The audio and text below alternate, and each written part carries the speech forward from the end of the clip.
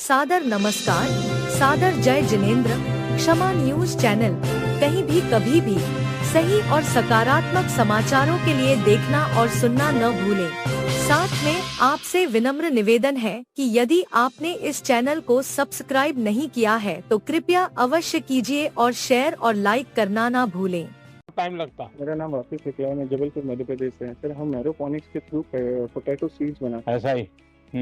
हाँ सर, ये vertical farming है, हॉरिजॉन्टल करते हैं। ये सब पोटैटो सीड्स हैं। सर, ये आलू से सोना तो नहीं बनाते, पर ये सोने की तरह ही आलू में, क्योंकि इसी को फिर हम फील्ड में मल्टीप्लाई करते हैं और किसान अपनी खुद की अब ऊपर करते हैं जी सर, आलू। सर लटकते हुए आलू होते हैं सर इसमें। मतलब ये जैनियों के लिए है।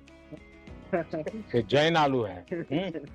अगर वो जमीन में है तो जैन खाते नहीं, बाहर है तो खाते। नरेंद्र मोदी जी से जब मिले तो उनको हमने ये मिनी ट्यूबर्स दिखाया। उन्होंने ये आलू देखा, उनको इस बारे में पता था, हॉरिजॉन्टल फार्मिंग और एरोपोनिक्स के बारे में। तो उन्होंने देखते ही बोला कि ये तो जैन आलू है। उन्होंने हमें इस जैन आलू की उपाधि दी है इस आलू को। जैसा कि आपने सुना कि प्रधानमंत्री श्री नरेंद्र मोदी ने हाल ही में एक कृषि कार्यक्रम में किसानों से बातचीत के दौरान एक विशेष प्रकार के आलू को जैन आलू कहा। उन्होंने ऐसा इसलिए कहा क्योंकि यह आलू एरोपोनिक्स तकनीक का उपयोग करके बिना मिट्टी के उगाया गया था। इस तकनीक में आलू हवा में लटकते हुए या पानी की फुहार में उगाए जाते हैं, जिससे वे मिट्टी के संपर्क में नहीं आते। जैन धर्म के अनुयायी जमीन के नीचे उगने वाली जड़ वाली सब्जियां जैसे कि आलू, प्याज और लहसुन नहीं खाते। उनका मानना है कि ऐसा करने से मिट्टी में रहने वाले सूक्ष्म जीवों को नुकसान पहुंचता है। जब एक किसान ने उन्हें एरोपोनिक्स तकनीक से उगाए गए इन आलूओं के बारे में बताया तो प्रधानमंत्री मोदी ने हल्के फुल्के अंदाज में कहा कि ये तो जैन आलू हैं, क्योंकि इन्हें जमीन से नहीं निकाला गया है। प्रधानमंत्री मोदी की इस टिप्पणी को सोशल मीडिया पर काफी पसंद किया गया और यह तुरंत वायरल हो गई। देखिए किसानों से बातचीत का पूरा वीडियो। राम राम। हरियाणा के हिसार जिले का हूँ जी मैंने काबली चना बोने से खेती शुरू की जी। तो पहले ये कितने साल पहले किया आपने? 4 साल हो गए जी। अब 10 क्विंटल प्रति एकड़ से पैदावार मिलती है मेरे काबली चना की। कुछ तो क्रॉप ऐसा है कि जिसके बीच में भी डाल दे तो भी दलहन होता है। हाँ, तो एक अतिरिक्त कमाई होती है, थोड़ी मेहनत पड़ती है। तो और भी किसानों को लगता है कि हम भी दलहन की तरफ चलें, अपनी जमीन फिर से जिंदा हो जाए। हाँ लगे हैं जी, ऐसा सोचते हैं।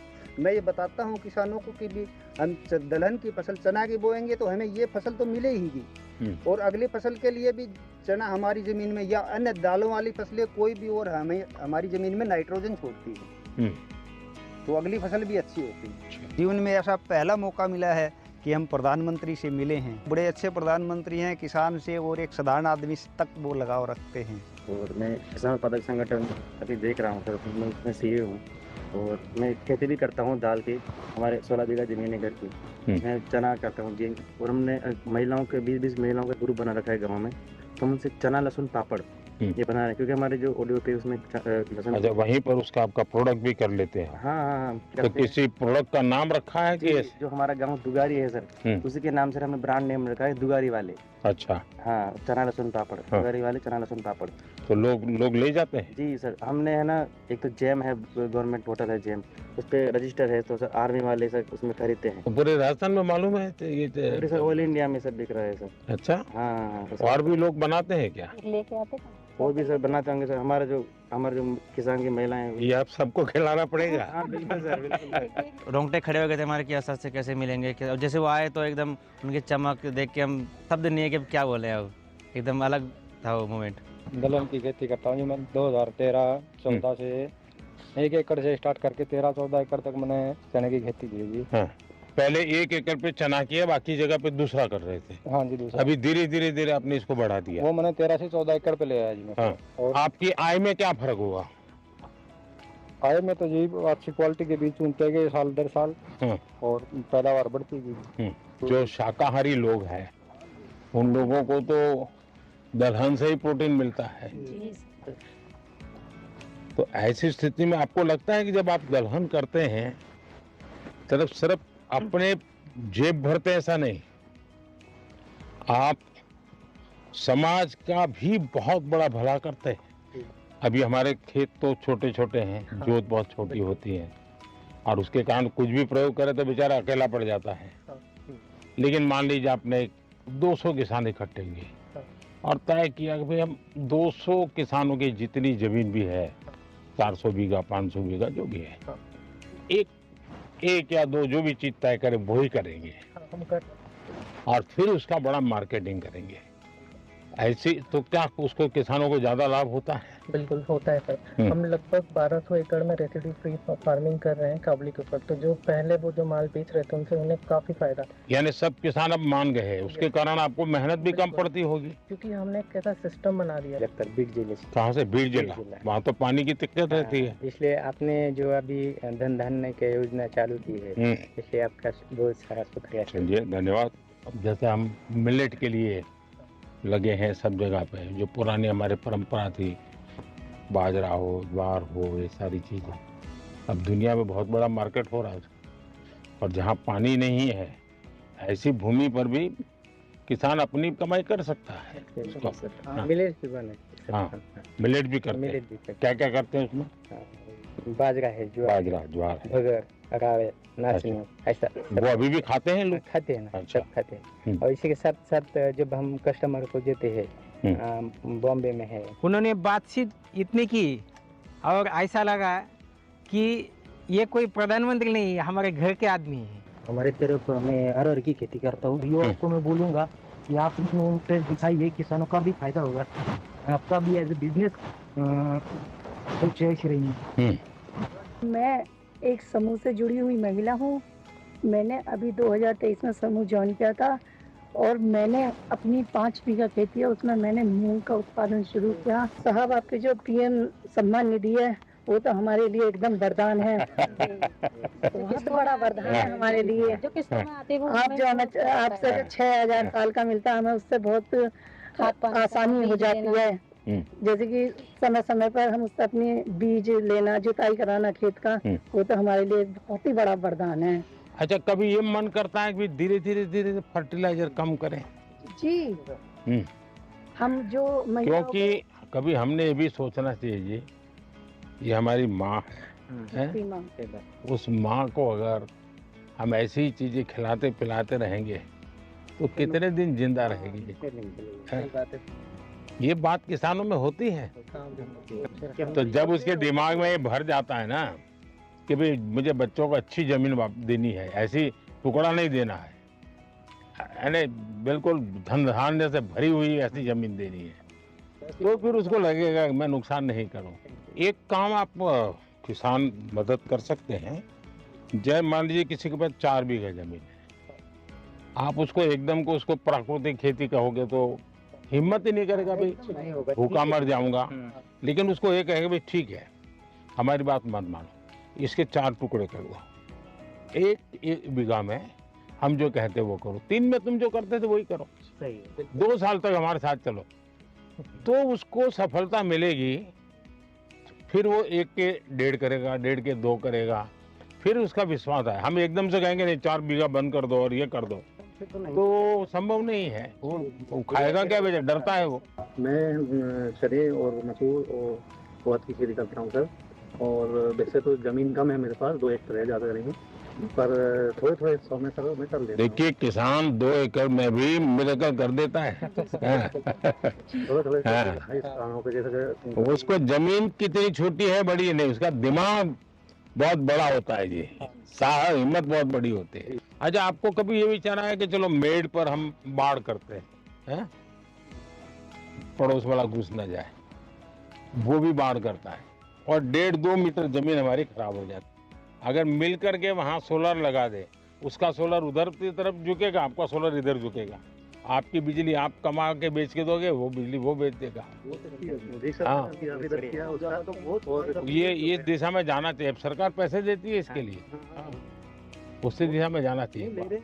हाँ, दूसरा एक मुझे लगता है रिचार्जिंग वेल की ओर जाना चाहिए। हमने पानी जो बारिश का आता है नीचे जाए उसके लिए कोशिश करें, तो पानी का लेवल ऊपर आ जाता है, तो बहुत फायदा होता है। चलिए, बहुत अच्छा लगा, आप लोग बड़े साहसिक किसान हैं, और बहुत अच्छी मेहनत करने वाले लोग हैं, लेकिन प्रयोग कर रहे हैं, मुझे बहुत खुशी हुई, क्योंकि हम भाई मेरे पिताजी भी ऐसा करते थे, मेरे चाचा भी ऐसा करते हैं, मैं भी ऐसा करूंगा। अब हमने नौजवानों को थोड़ा इसमें से बाहर लाना है। पशु मंत्रालय की वजह तरफ से हम लोगों को 50% सब्सिडी मिली है। मेरे पास कुछ गाय थी, अभी 250 के ऊपर गिर गाय है मेरी। स्टार्टिंग में 2010 में होटल में रूम बॉय था, अभी मेरे पास करोड़ों की गौशाला का मालिक हूँ। भारत सरकार ने बहुत बढ़िया सपोर्ट दिया है। तो ये रूम बॉय में से यहाँ कैसे पहुँच गए भाई? तो सरकार की उपलब्धि है सर।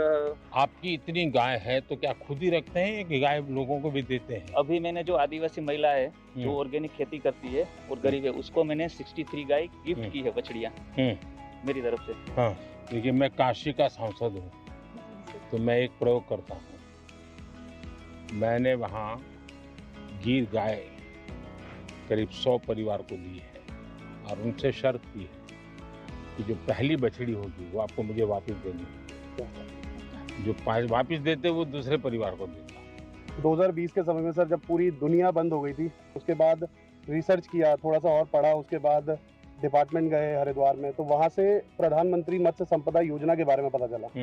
और मुझे ऐसा लगता है सर, वो लाइफ चेंजिंग एक स्कीम है हमारे लिए। और वहाँ से फिर जो मेरे को सब्सिडी के रूप में जो मेरे को असिस्टेंस मिली, उसकी वजह से सर मेरे को बहुत ज्यादा हेल्प हुई। कितने लोगों को काम देते हैं? 25 के करीब जो लड़के हैं हमारे गांव के, उत्तराखंड के छोटे छोटे गांव से, वो हमारे यहाँ आके सर काफी कुछ सीख के कुछ अलग अलग जगहों पे वो चले गए और अपना अपना थोड़ा थोड़ा काम कर रहे हैं। मेरा सजावटी मछली पे मेरा अच्छा, एक्वाकल्चर पहली बार सर यूपी में शुरू किया। हाँ हाँ, कैसे कर रहे हैं और कहाँ से सारा ट्रेनिंग लिया, क्या सर, किया? मैं PhD हूँ, मेरा सब्जेक्ट यही रहा है। तो मैंने सोचा कि मैं बजाय जॉब सीकर के जॉब प्रोवाइडर बनूं, तो फिर मैंने जो है वहाँ पे स्टार्ट किया गाजीपुर में। दुनिया में एक्वाकल्चर में बहुत काम होता है और भारत में कई विशेषताएं भी है।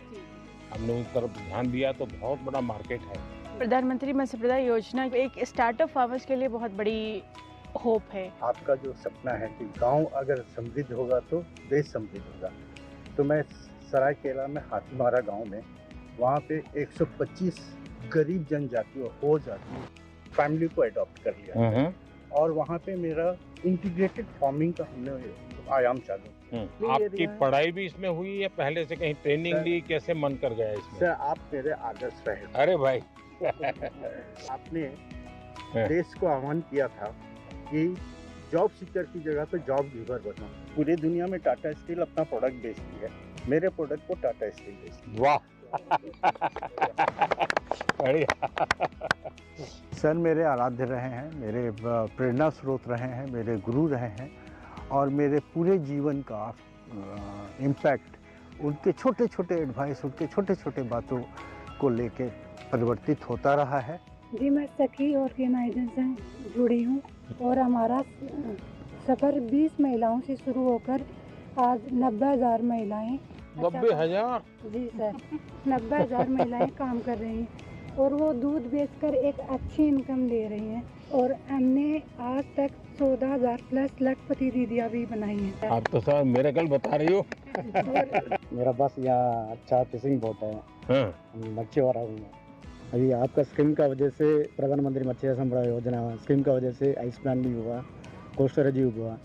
कितने लोग काम करते हैं आपके साथ? मेरे साथ काम करते हैं 100 लोग काम करते हैं। अच्छा, और भी ऐसे लोग हैं जिनको ये विचार आता है? जी सर, इन लोगों को भी, दूसरा लोग भी अंडमान, जो पहले हम लोग जो ठीक से हम लोग को ये फिशिंग बोट जाने नहीं सकता सर। आपका स्कीम का प्रधानमंत्री मत्स्य संपदा योजना स्कीम का वजह से अभी बोट भी चल रहा है, अभी आइस भी मिल रहा है सर, यहाँ मच्छी रखने का जगह भी मिलता है सर। अच्छा। मैं कश्मीर से आ रहा हूँ। मैंने एक प्रोग्राम के जरिए आपकी स्कीम के बारे में सुना थी, MMSY, तो वहाँ पे जाके मैं उससे मशगूल हुआ, तो मैंने ये कल्चर स्टार्ट किया 3 रेसे से। मेरे अभी 14 एम्प्लॉयज़ है, 14 एम्प्लॉयज़ है और 15 लाख का मेरा मुनाफा हो रहा है साल भर का। बहुत अच्छा मार्केट मिला है और इसके साथ औरों को भी फायदा मिल रहा है। अब तो ये ट्रेन से भी आपका गुड़ जा रहा है तो बहुत जल्दी से आपकी चीजें पहुँचेगी। बहुत ज़्यादा डेवलपमेंट हो रही है, वो तो आपकी वजह से हो रही है और मुझे नहीं लग रहा कि ये सब चीज़ें किसी और प्राइम मिनिस्टर की वजह से। नहीं, जम्मू कश्मीर के नौजवानों में बहुत ताकत है भाई। कश्मीर में आपके दौरान, आपकी हुकूमत के दौरान, गवर्नमेंट के दौरान हुई है। मैं नहीं चाह रहा हूँ कि और वजह से भी हो सकती है। उनसे मिलके मतलब जो थेरेपी हमें पूरी गार्डनिंग करके पूरी एक्वाकल्चर फार्मिंग करके नहीं मिल रही है, वो आज उनसे मिलके चलते चलते बात हो गई तो अच्छा लग रहा है कि एक नेचुरल थेरेपी सी मिल गई। Namaskaram, sir. Namaskar. So I actually came from US in 2014. And you left USA? Yeah, I left USA. I wanted to employ my own people. And I started with small 10-acre farm, shrimp farming. Now I'm doing 300 plus acres shrimp farming. On top of that, I'm having hatcheries. We're producing feed for 10,000 plus acres. I took benefit from FIDF, sir. And almost I got a 7% interest rate. Wow. So because of that, I was able to expand a lot. Now I have about 200 employees, sir. Wow, great. Narendra Modi ji was walking towards us. It was a pause moment of my life. It was like a wow situation. क्षमा news channel देखने के लिए आपको बहुत बहुत धन्यवाद। सादर प्रणाम। सादर जय जिनेंद्र।